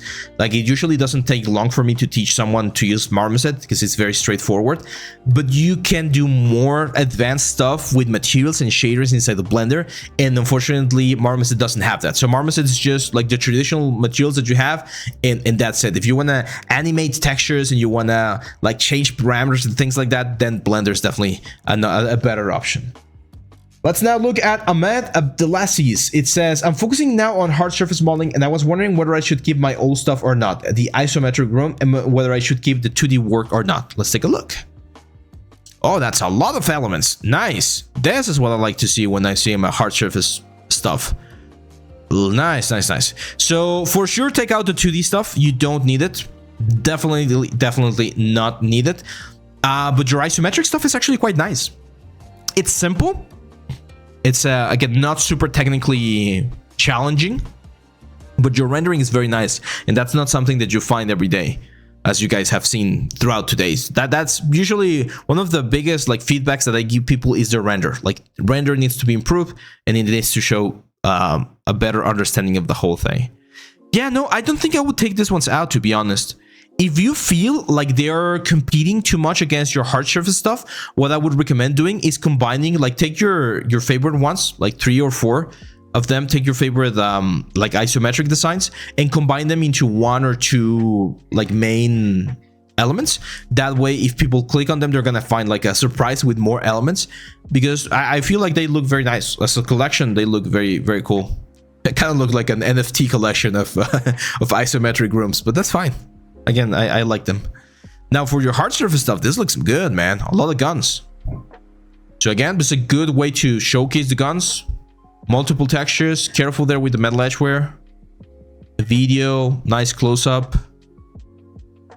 Missing renders. We're missing the renders. I need to know whether these guys are game ready or not, because we are missing the renders. Texture and modeling is fine. It looks very, very good. It's dense. This is way, way, way too dense. I know I was just mentioning that you can go higher your poly count, but this is dense, and I'm a little bit worried about some endguns that you might have right there, because that looks like a boolean. I'm not sure if this is a high poly. If this is a high poly, no, it says topology. So we need to take a look at your high poly, because this is not ideal.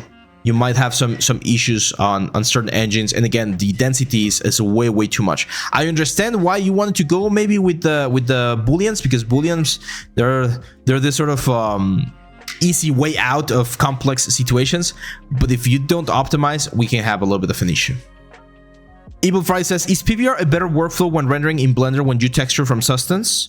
PBR, I'm not sure you're asking the right question.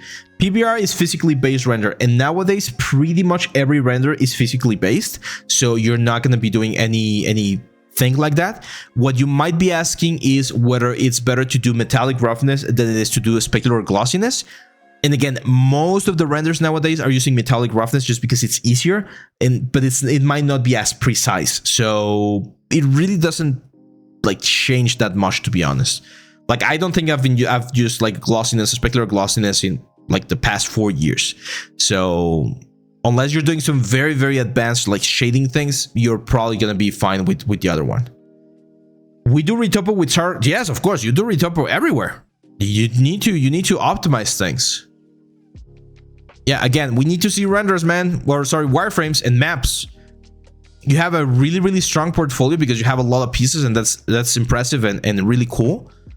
This one again looks very nice. I could definitely see this in a game. Even this render is very, very nice, very cinematic. But if we don't see the wireframe and if we don't see the maps, it's very difficult to see. Okay, we do have a wireframe here, a little bit dense. Okay, that's subdiv. Is this subdiv? That's the thing, man. Like, you need to be a little bit clearer. That would be my advice for you, because I'm not sure if this is supposed to be a game asset or if it's supposed to be a cinematic asset. Okay, so it's very, very important to do it. Yeah, I mean, it's not that you need to do retopo every single time. There might be some hard surface elements that are very low poly and they're fine, but as I was showing on Ahmed's one right here, there will be some elements that if you want to have for game, you definitely need to retopo. Really good lighting here. Really good, man. I mean, this is nice subdiv modeling, but this is not game modeling. So that's, I'm a little bit confused about this, because here you mentioned that you're using Marmoset toolback. Are the renders in Marmoset toolback or are the renders in Octane? Okay, careful there on how you tag things, because when you tag the thing saying that it's Marmoset, I'm expecting game asset, and when I see Octane, I see a like film asset, like subdivision assets. So that would be my advice. You have some good modeling skills, but we need to see the wireframe. Otherwise, it's very difficult to see how optimized these are, because you can cheat a lot. Like this one. This one's perfect. Yeah, this is great. This is a good topology. And yeah, having this viewer, just do the same thing for all of the other ones, man. If you're watching this, or if you're gonna be no, I don't think there were any textures in that one, but if you're watching this and you want to take my advice would be that, like, just make sure to include this sort of like breakdowns on everything. Yeah, 500 triangles, that's fine. Or something like this, as complex as this, it's fine. Cool. So that was a myth. Let's now go with 3D Doki. Oh, there you go. Oh, okay. It says only the black one of the sprayer is in Marmoset. I thought I put it in. At that point, I would just like ignore the Marmoset, because it can be a little bit confusing. Okay, so just don't you want to be as clear as possible whenever you're presenting your portfolio. Danielle Tordon from Italy. Nice, we got a lot of Italian artists now. The last portfolio review, we had a lot of Brazilian ones, and now we got Italian ones. Awesome. I'm a Blender user. I took a specialization course to become a 3D artist. Let's take a look. Steampunk book, quick sketches, lock. Okay, cool. So this one you designed yourself. That's nice.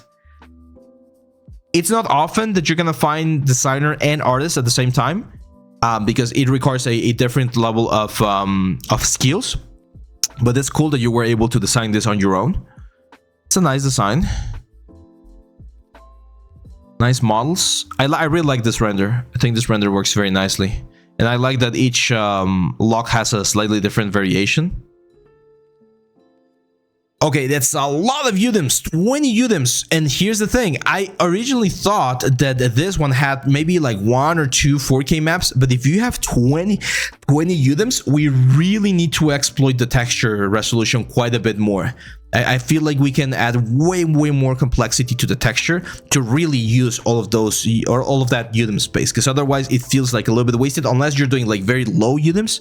I know you were here in the chat, so were you doing like 2K UDIMs or how big were the UDIMs? Low poly is fine, but yeah, again, if you're doing low poly and high poly, that tells me that you're going more into game, and then doing 20 UDIMs, that's not game. so it's complicated here. Like, I think you can get pretty much the same result with like 2 4K maps for the whole thing. You don't need that many UDIMs. I think having too many UDIMs, especially for a sort of game asset that we're going for, it's a little bit more of an overkill. Yeah, no, and you're right, Doki. Like, we use UDIMs to get more resolution. That's the intention of those maps. But for instance, this particular chest that you have right here, or book, this is not something that you could take into a game, because no sane studio will allow you to have 20K textures for a single asset. Like, that's not how we, like, it will be too much. Again, if it's a hero asset, I could see having 2 elements, but 20, it's a little bit of an overkill. It's a good project. Just, I would recommend you do 2 versions of this: a cinematic version where you're using all of the like 20K maps, and yes, and like an optimized resolution where it's just one map, one 4K map, and that's it. Because otherwise, it's again, it's way too much. The Super Liquidator Water Gun 1990. Yeah, this is nice. Nice model, clean bevels. Clean plastic. Nice multiple parts so that we can animate. Yeah, that's great. Yeah, this is great. Poly count, Warframe. It looks a little bit dense. It looks like subdivision surface. So again, for a commercial or something like that, that's great. If this is supposed to be for games, we would probably need to optimize it just a little bit. Just a little bit, because guns, you tend to have a little bit more options for the guns. Oh, I remember this fan. I've been seeing it on the Discord. You've been sharing it, right? I think you shared it a couple times. Yeah, this is good. Yep, simple, effective, nice, following a real life reference. I'm not sure I'm a huge fan of this like background that you have. That's again just personal preference. Oh, that was your erasers? I thought it was it's similar, right? I feel like it's a similar model.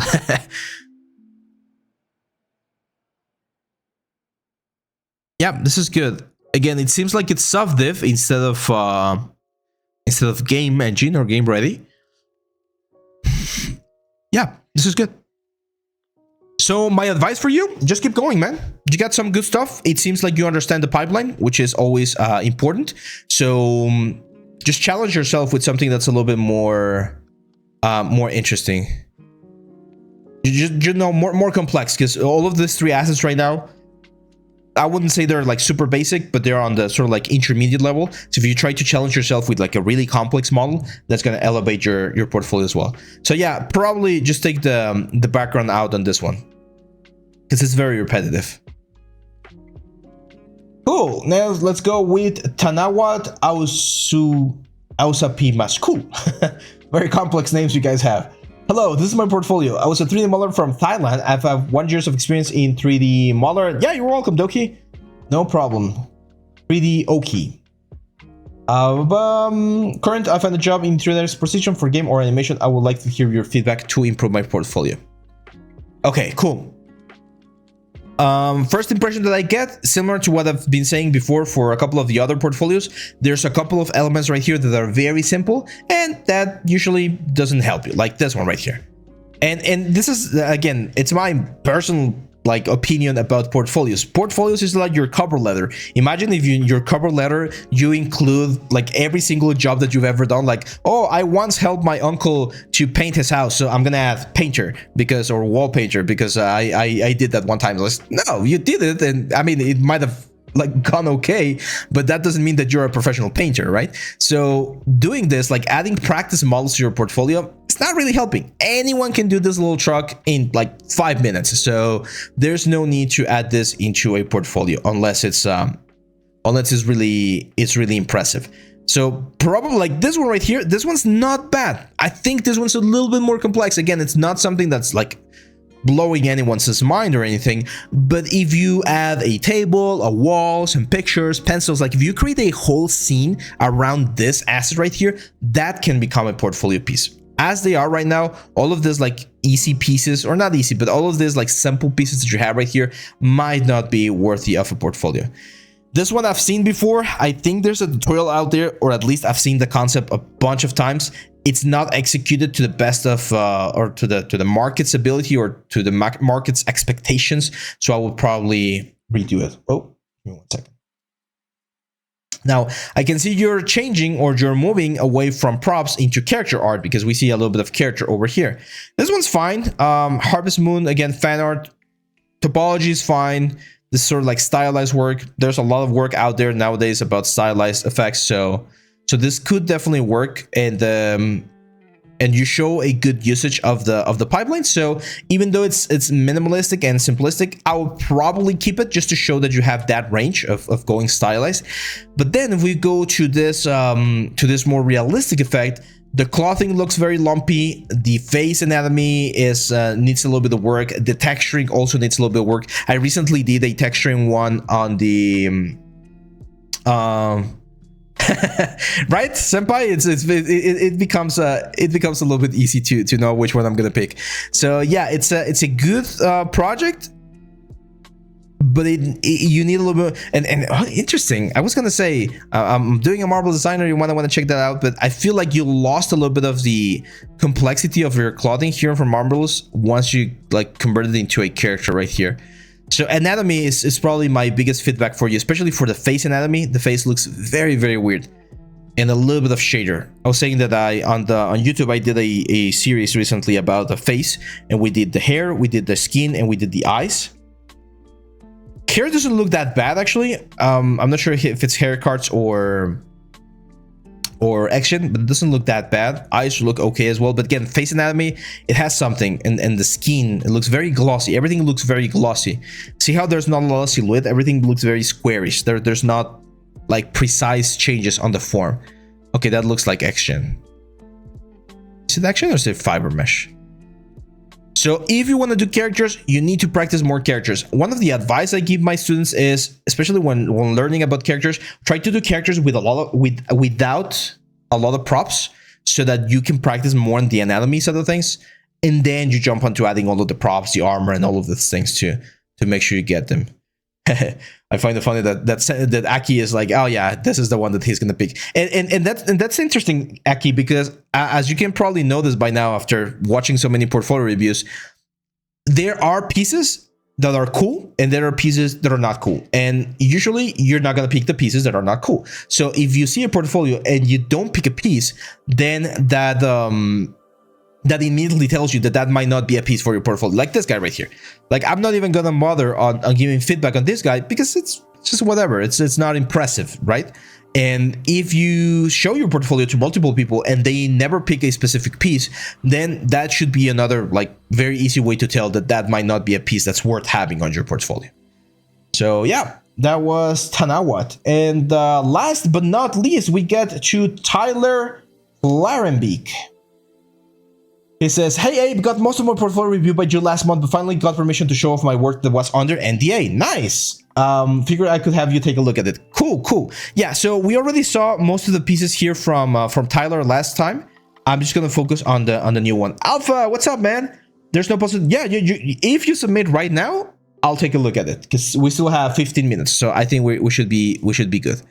So I already talked about some of this stuff. The main feedback that I gave Tyler last time, for those of you that are seeing his portfolio for the first time, is that he has a lot of tutorial work. So, and a lot of my tutorials. So I feel flattered by that because I can see that he has learned a lot from me, which is Freya, the Demon Lord, the Survivor, and Thyras. All of those are characters that I've done portfolio or tutorials for. And I really appreciate that you have been supporting me for so long. But it's time that you start using all of the information that you learned from me and creating your own stuff. So let's go now to this one. Yeah, your work on Tanawat. I'm glad that it was helpful, my friend. Come on, guys, help me with 2 more followers before we finish today's portfolio review. Let's take a look at this. This is one of the player weapons I worked on for the Becoming Unreal mobile action RPG Kydro Clan Battles by Kydro LCC under GadgetBot Productions.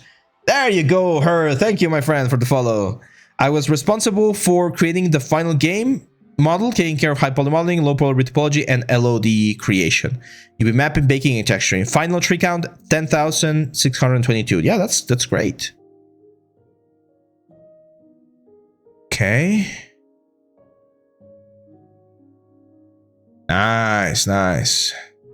This is very cool. I always refer to these models as Tonka models. Do you guys remember these things? I'm not sure if you had one when you were a kid. I didn't, but a cousin of mine had, or cousin? Yeah, cousin of mine had, and we always played with it, and it was this like Tonka truck, and this sort of like stylized like chunky effect. I always refer to like a Tonka style. So this to me looks like a Tonka style shotgun, like very like big, nice style. Yeah, this is great. This is a great concept. Very fun to work with. Nice simplification, amazing simplification, I would say. Bevels where you need them, and straight lines or straight polys where you don't need them. This is very nice. And even on lower LOD. This one I'm a little bit iffy about. This UV map is I don't know. I feel like we're wasting a lot of space. And here's the deal. You have a lot of uniform colors. Actually, when I saw the model right here, the only place where I saw texture was on this cylinder right here. So if you're not gonna have textures like scratches and things like that, you don't even need UVs. You can just throw in a shader and that's it. Because this thing right here, I mean, you might need UVs for the normal maps, right? So I feel like right here the UVs are a little bit, there's a lot of wasted space. Is this gonna kill the game? No, it's fine. It's not gonna like make a big deal, but it just looks weird. Again, from a technical perspective, seeing very nice modeling, very nice LODs, and then seeing this like questionable UVs could be interesting. So my advice, I mean, you've already delivered this, but for next elements, for next guns that you do, try to have cleaner GBs because there's too many cuts, way too many cuts. It actually gives me the impression that you just use like an automatic mapping sort of thing where it just took like cuts from everywhere and then you just like try to paint specific pieces with the colors that they represented. So yeah, I would probably handle it differently, to be honest. Yeah, through Discord Alpha. In the Discord channel, there is a portfolio, or in the showcase section, there's a portfolio review. There's a November one. Just throw in a link. David is about to throw a link, I think. Child Support says, do you have any advice on landing the first job as a junior? It's tricky. I'm not gonna lie, it is tricky, and there's a lot of factors involved. My first junior work, it was very funny because the way it worked is there was a guy that went to give us a class at Noman, like a guest speaker, and he was mentioning that, like, hey, we're looking for artists, and if anyone has their portfolio, just send it to me.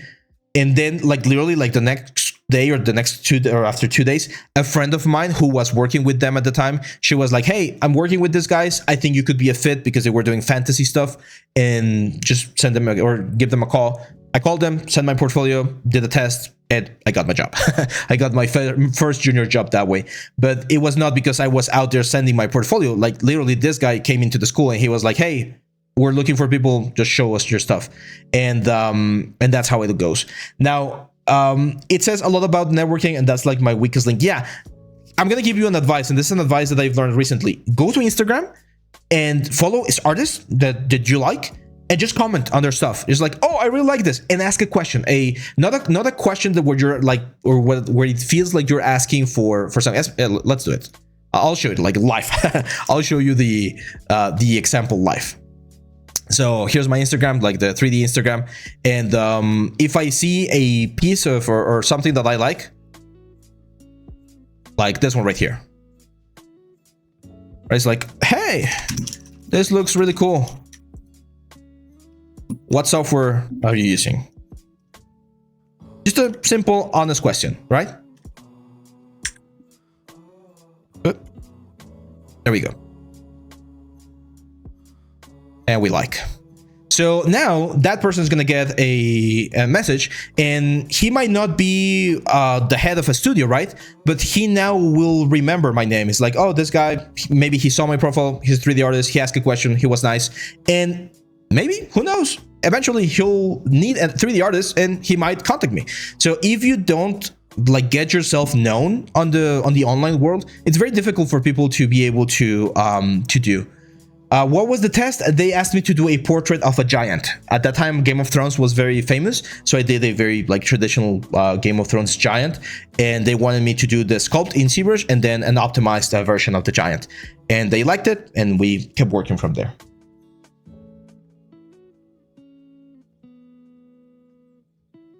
There we go. So LinkedIn, I don't use LinkedIn as much, to be honest, because I feel like LinkedIn is very corporate-y. But yeah, it's a good one.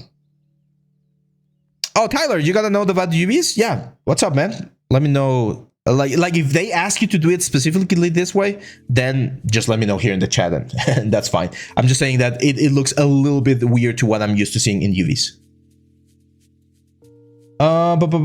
Ponce says, yes, connect with everyone. I found more jobs from network than websites. Yes. Now, I'm gonna give you another advice. This is very weird, but your parents, your uncles, your family members, they know a lot of people because they've lived longer than you, right?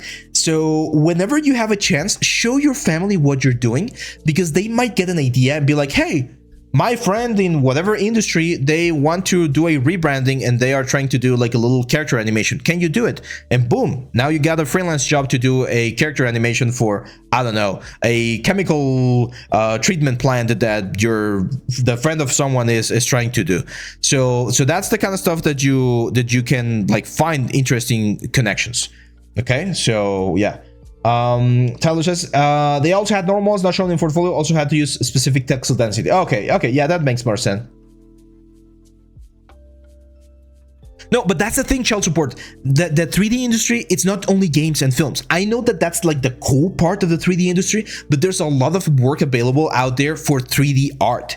And even though it might not be like exactly what you wanted, it's gonna give you money, it's gonna give you experience, and it's gonna give you projects and connections. So that's one way in which you can find yourself like entering this industry. Like right now, my studio Hyperlab, the studio that we do VR development, we do games, but we do games for museums. It's not a like a traditional like FPS or things like that. It's like educational 3D. So there's a lot of things that you can do. No, it's not. No. That's a great question. You don't need to tailor your portfolio to do that sort of stuff. It's more like, I know 3D, I can help you with that, even though my portfolio doesn't show it, because you're trusting me that I'm going to be able to deliver that product. So when I first started doing like beta games like this junior work that I was telling you, I started getting like questions about, hey, can you do architectural visualization? Can you do a mascot? I was like, yeah, here's my portfolio. I do beta games, but you can see my quality in beta games. I can do the exact same quality in what you're asking. So I don't need to do a portfolio for architectural visualizations, but if someone tells me, hey, can you do a render for a new house or whatever, I can do it. So that's where networking comes into play, because you need to sell yourself and be like, hey, I know that you're not seeing what you expect to see on my portfolio, but I need you to believe and trust in me based on the quality of the work that you see, that I'm going to be able to deliver what you're asking for. It's a little bit of it's not something that you get taught at school, but it's important. Okay, so let's go very quickly. This is Xord. says, hey, I'm enjoying watching your streams. My portfolio is pretty small, only one piece, but I'm working what I think will be my next portfolio piece right now, and I'm wanting to know what mistakes I made on the last one. Okay, let's take a look. So it's a scrap pack 2000. It's like a sci-fi. Okay, so the thing that I see right here, textures are fine. They look interesting. You need to work on your render, and you need to work on the complexity of your models. You can see that there's a very harsh line right here that needs a bevel. So adding more bevels, adding more components, adding more interesting elements, that's gonna help you get something a little bit more interesting. If you look for a jetpacks, you're gonna see that they're usually very, very complex. Look at this, like Fortnite one. So all of those bevel, all of those lights, the rivets, the cables, all of those things are the elements that you need to add to your design so that it looks a little bit more compelling. And I guess you're trying to do this like table right here. Again, I will probably just like not include it right now because it looks very simple. And as you keep improving and learning about the 3D world, I'm sure you're gonna be able to do something a little bit nicer. What software are you using, by the way, Xord? Can you tell me here in the chat, are you using Maya or are you using Blender?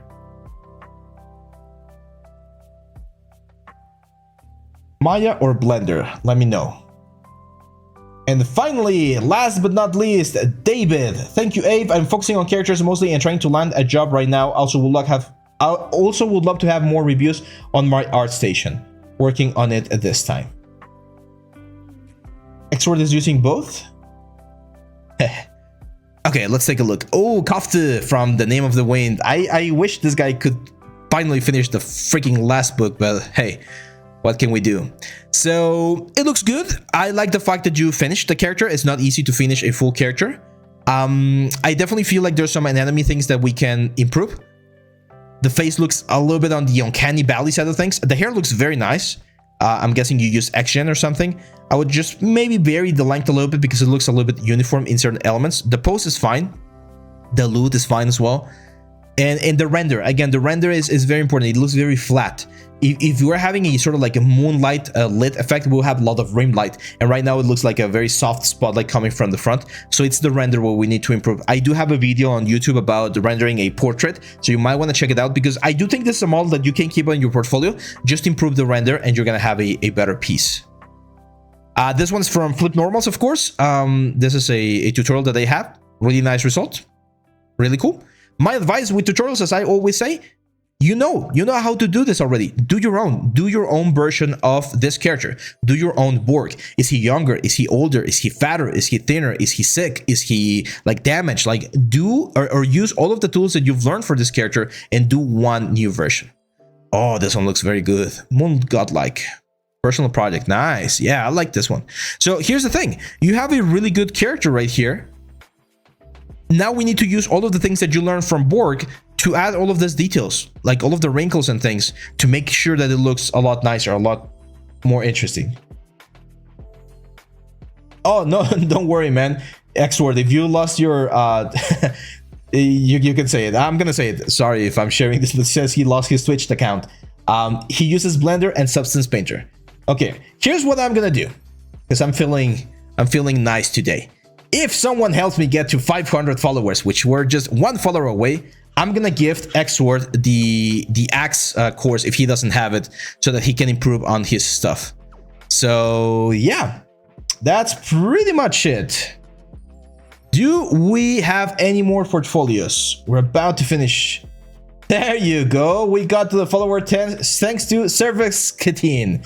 So Cervix Satin, thank you for getting us to this milestone, and thanks to you, Xord is going to receive one free course so that he can improve his work and continue learning. Because I know he mentioned here on his profile that he has his self-taught, so we're going to help him on his journey.